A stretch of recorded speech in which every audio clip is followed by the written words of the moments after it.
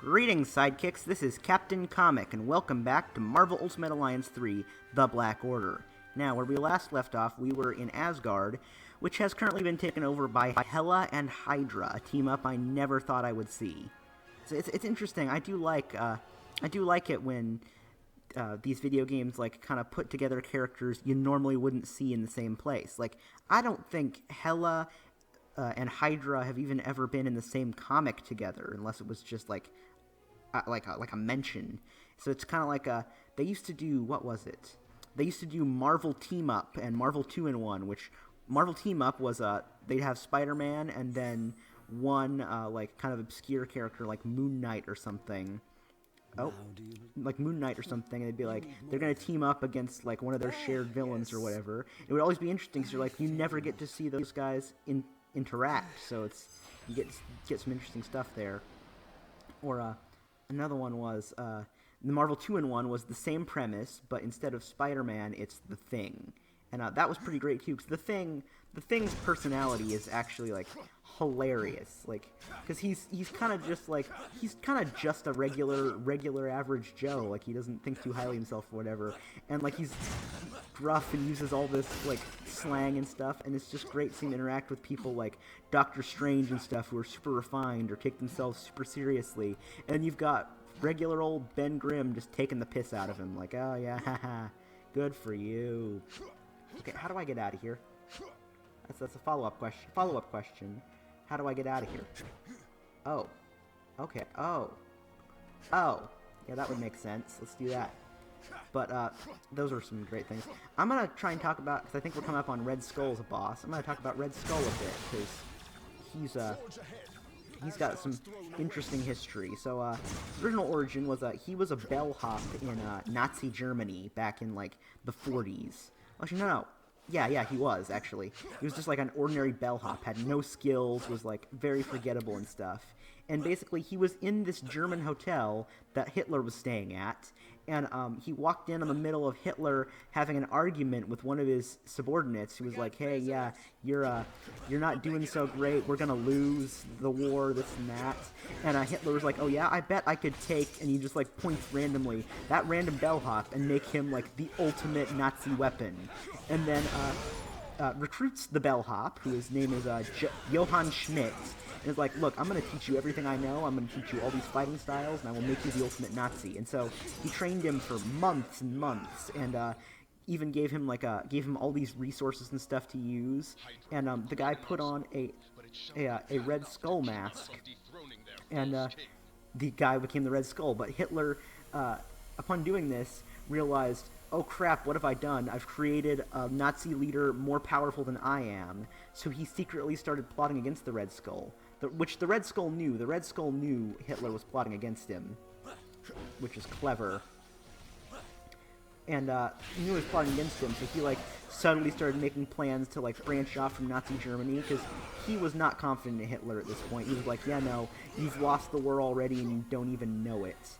And so that's when he created Hydra. So one of his subordinates was Baron Wolfgang von Strucker.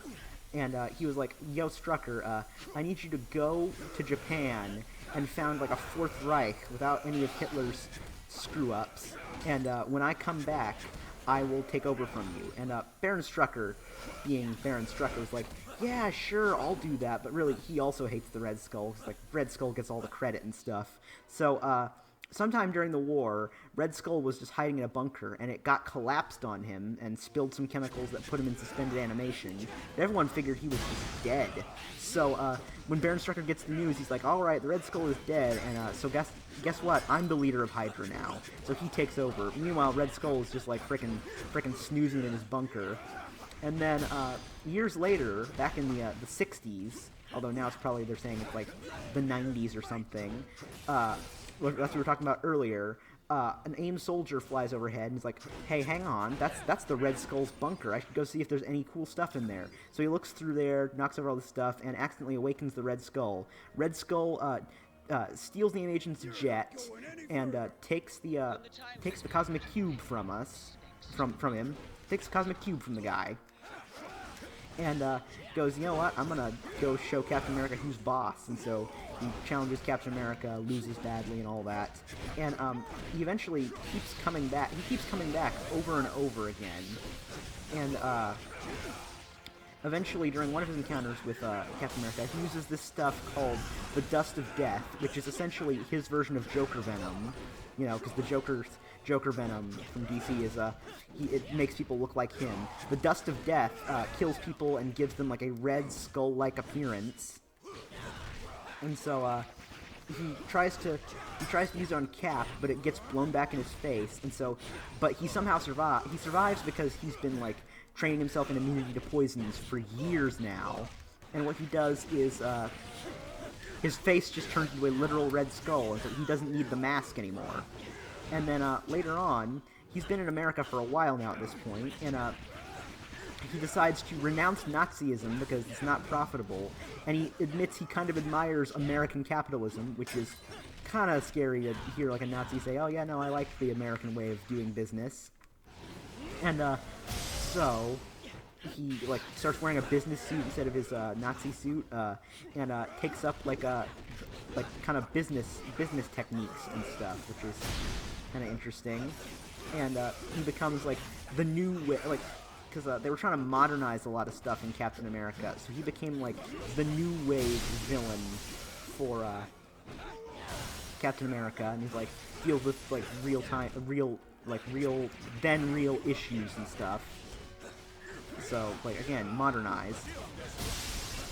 And he starts doing all this stuff, like, he tries his hand at drug dealing, fights the Kingpin a couple times, and all this stuff. And eventually, what happens? He joins the Acts of Vengeance, which is, Loki has a plot where he's like, hey, I kind of feel responsible for accidentally creating the Avengers, so I'm gonna I have a new plan to get rid of all these heroes, and what we're going to do is I'm going to have all these villains switch opponents so that they're left off balance. They don't know what to do. So like Magneto would fight Spider-Man, Doctor Doom would fight Daredevil, and all this stuff.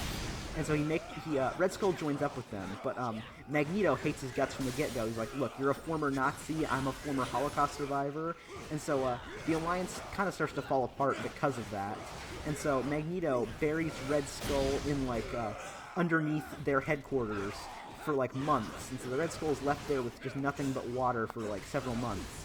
And as he's sitting in there, he kind of has like an epiphany. He's like, look, I did some horrible stuff, and honestly, I'm okay with dying here. So when Crossbones finds him, he's like, look, just take me back to my mansion, and I'm just gonna die peacefully. And as his final request before he dies, he's like, I want to see Captain America. And Cap, being the honorable guy that he is, like, okay, he's gonna die anyway. I don't have to step in and kill him, so I'll just go see him one last time. And as soon as he walks in, the Red Skull sits up, and he's like, you know what? Suddenly, I don't want to die anymore, because I've seen your face, and it's reminded me how much I hate you. So he comes right back, and starts doing evil all over again. And but eventually his body does start to deteriorate, because, you know, he's been alive for a lot longer than a human should be. Oh, there's Red Skull. And so what he does is he's like, okay, I'm gonna take Captain America's DNA, make a cloned body for myself, and then I'm gonna inhabit that cloned body, I'm gonna transfer my brain into it, and now I have the super soldier serum's power, and I'm also basically immortal. So he does that, faces off against Captain America a couple times, and that's about where his story ends up until he meets the X-Men. Because what happens to the X-Men is, so Red Skull, well actually no, Red Skull dies, but a clone of him lives on, yeah, another clone, created by Arnim Zola, I believe. And what happens is, wreaking havoc since 1941. So what happens is, so he dies, but the clone lives on, and in the aftermath of Avengers vs. X-Men, which is Charles Xavier is killed by a Phoenix Force-possessed Cyclops. This Red Skull clone breaks into a morgue, steals Professor X's dead body, and then cuts out the part of his brain that gives him telepathy. And attaches that to his own brain and gives himself a form of telepathy. Like, it's low-level telepathy, but it's still telepathy, and uses that to kind of drive people towards Nazistic ideals, which naturally the Avengers have to step in. And he just wipes the floor with the combined Avengers and X-Men. But eventually they do defeat him. And but Red Skull kind of leaves, and when he next comes back,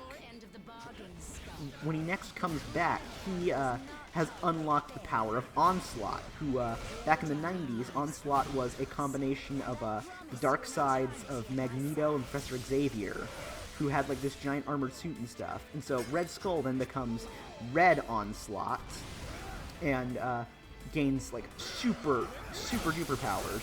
And basically his plot is now wipe out all mutants, because this clone has gone back to Nazism, because I believe the clone, it was said, was of a previous version of Red Skull, so he hadn't yet had that epiphany about, hey, maybe I should stop being a Nazi.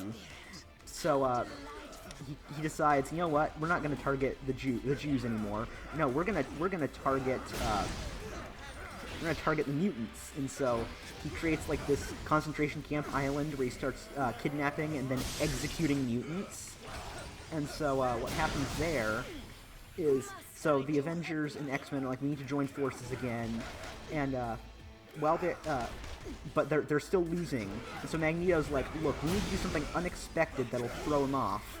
So he goes around and, like, calls in, like, the Hobgoblin, Doctor Doom, and all these guys, and he's like, hey, we need your help against the Red Skull. And the last thing you'd expect would be villains to attack, because the Red Skull had also constructed Sentinels specifically designed to kill superheroes.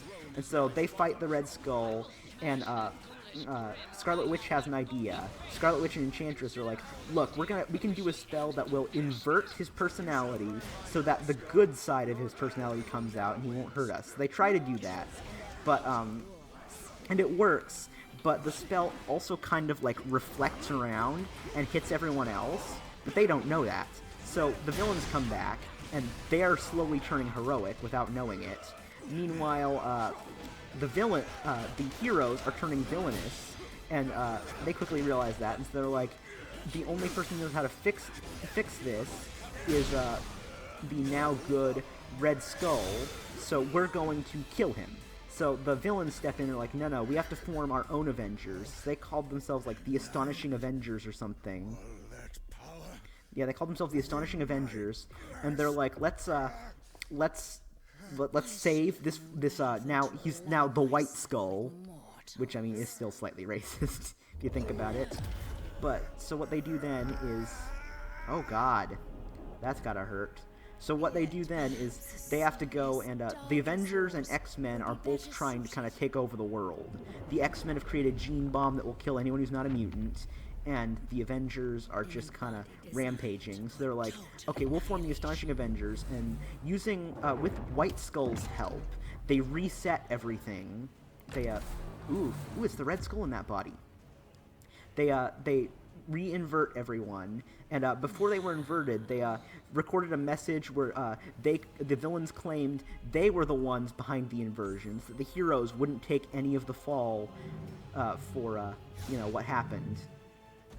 And so that's what they did. They did that, and after that, Red Skull went back to being Red Skull, and that's about the last we saw of him until he started trying to bring back Hydra, and he tried bringing back Hydra, and using the Cosmic Cube, he rewrote Steve Rogers' history so that he was always a Hydra agent, and so he was always a Hydra agent. But what he didn't count on is that Steve actually has more belief in Hydra now than even him. So Steve is like, look, you don't deserve this position. I am the true person who deserves the leader of Hydra. And deserves to be the leader of Hydra. And so he throws Red Skull out a window and is like, it's mine now. And he's like, Hydra is mine now, and then we get into Secret Empire and all that, and as far as we know, the Red Skull is still temporarily dead, although, knowing him, that doesn't last very long. So, and that's about all of his history for now. There's nothing else I can really say. Destroyer's interesting because they did it wrong in the MCU because it was like kind of like just like an automated armor system, but in actuality, it you have to possess it in order to use it. So like Loki, in its first appearance, Loki tricked this big game hunter into unearthing it in the Amazon, and implanting his soul in it. But what the hunter didn't count on was that his real body was still left, mostly unprotected. And so what Thor did is he just attacked his real body, and it forced the guy's mind out. But basically, you have to inhabit it. So, like, what they should have done in the Thor movie was have, like, Loki should have had to, put his mind into it, and then Thor should have defeated it by defeating Loki. In fact, that is the only way to defeat the Destroyer, is to damage the real body of the person inhabiting it, which is what they did in Ultimate Alliance 1. Is Loki possessed the Destroyer armor, and you had to go through a maze and track down Loki's real body and trick the Destroyer into punching it, basically punching himself in the face. And that was that. But the Destroyer is also supposed to be invulnerable. Like, they've kind of reduced that in recent comics. They've had, like, now Thor currently has replaced one of his arms with one of the Destroyer's arms as a prosthetic. And then, but they've made it easier and easier to cut through. And they've also stated now that it was originally built to fight the Celestials if the Celestials ever turned against the Earth. No, there isn't. This is pretty great, actually. Also, who's voicing Loki? Because it doesn't sound like Troy Baker, and but it's still pretty good. Ooh. Oh, Odin. Omnipotent power, unchecked ego. Wow. See what I mean, though? Like, normally, nothing is supposed to be able to penetrate that thing. And I do mean nothing. Oh, here we go. I'm gonna fight Hela. Do you think your father a complete fool? Kind of. Really depends on the day. My sons does. Well, Father, I can explain. The uprising in Jotunheim. Oh my god, You yeah. insisted I quell. Was That's not but a hilarious. trap laid by treacherous frost giants. Yep, frost giants. All That's the of thing he whom always. now lay slaughtered That's the thing that was never covered in the comics, but the movies actually did better. Which Loki's supposed to be the son of the frost giant king, but he doesn't resemble a frost giant at all. In the MCU, they had that whole thing of like he can kind of temporarily turn into a frost giant, and he has those abilities. I'm surprised. So I'm surprised that it doesn't get used in any further movies, though. Like Thor Ragnarok, Thor 2, none of those does he show any of the natural frost giant abilities. And he still doesn't, even in the modern comics, where like they think about this sort of thing a bit more. Them working together, that's a weird look, I have to say. That's a weird thing. I beg of you. I was merely a pawn in this scheme, no more than a puppet. As I Oh, recall, liar. Nice whenever horns, there are though. puppets at play, it has always been Hela who pulls the strings. Yep. Yes, indeedly do. Stray from your realm again, Queen of the Dead. Yep. And your thread What's Red will Skull's be cut. punishment, I wonder? Is he gonna get banished to another realm like Doctor Doom was? Or As you wish, my lord. so what happens to Skull? Oh no, she took the skull with her. That's interesting. That is a really Stones interesting you seek team are up. I long like that. gone from Midgard. Also, Yet it's their interesting. power is so So, strong. it's interesting I because can still so feel Thor, them people usually across think of him the as a Stan Lee vastness of creation. space. He's technically not. They have been taken Because, by your foes to what every happened station on the is what outskirts happened of the is universe.